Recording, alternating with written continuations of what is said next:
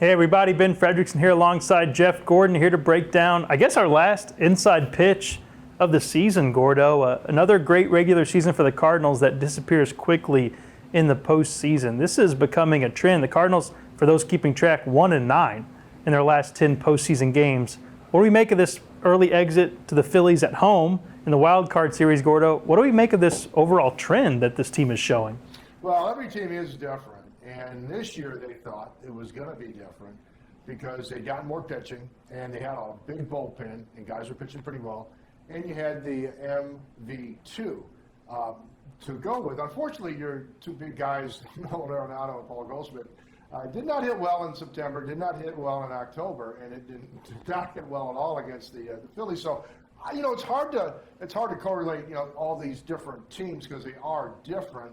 I do think management made a commitment to this group, did make some improvements with the pitching staff, did have a couple superstars in the middle of the batting order, and unfortunately the guys you're paying a ton of money to just didn't get the job done. Yeah, Goldschmidt's slump since September continues. Nolan Arenado now has a story hanging above his head, and it's not the opt-out. I don't think he's going anywhere. Maybe they tweak his deal some after a great season, but his postseason struggles are going to become a bigger story here, and he's probably going to play in a lot of postseasons with the Cardinals. That's going to have to be a trend that he gets turned around in his favor, else that's going to be kind of something that Cardinals fans talk a lot about. I agree the front office was more aggressive at the trade deadline, adding two starters who pitched in the postseason, a more aggressive trade deadline than we've seen, but here's what they have to do.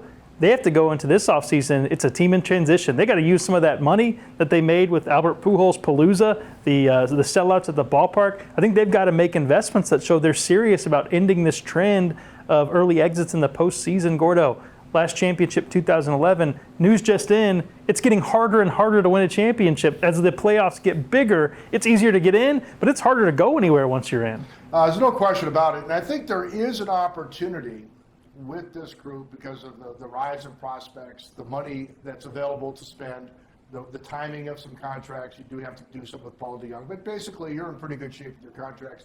You got some trade capital. You've got some flexibility financially. You've got opportunity with some really good players on this team.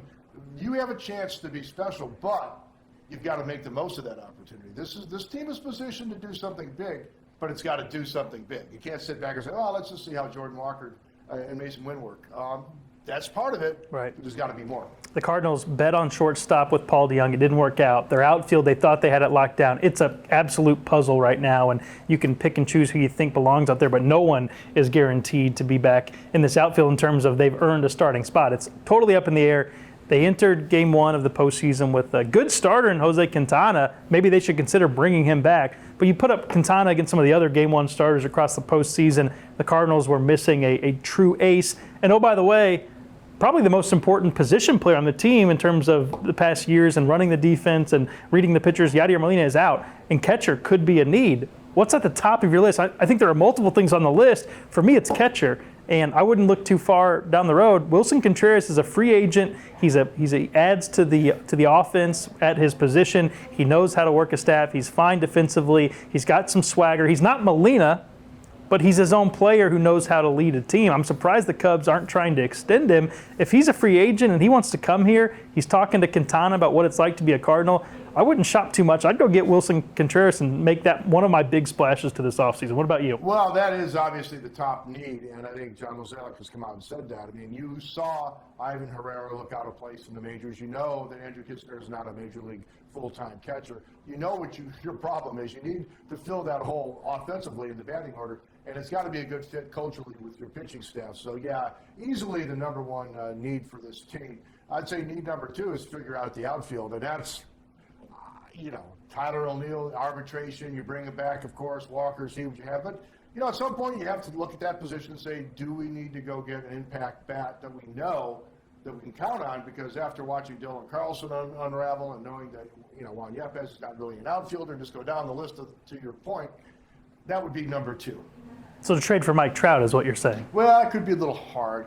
Or if you want to really aim high, go for Well, it. he's only got 8 years left and $37 million per year over those 8 years. That's a bargain. Look at what Judge is going to get. Well, Otani's got the 1 year deal. They're looking to get. He's going to be the highest paid player baseball's ever seen. The Cardinals are not going to have the highest paid player baseball's ever seen. Two birds, one stone. I mean, yeah, okay, it's $60 million or whatever on a year on his next long-term deal. But now we kid because there's no way the Cardinals are going there.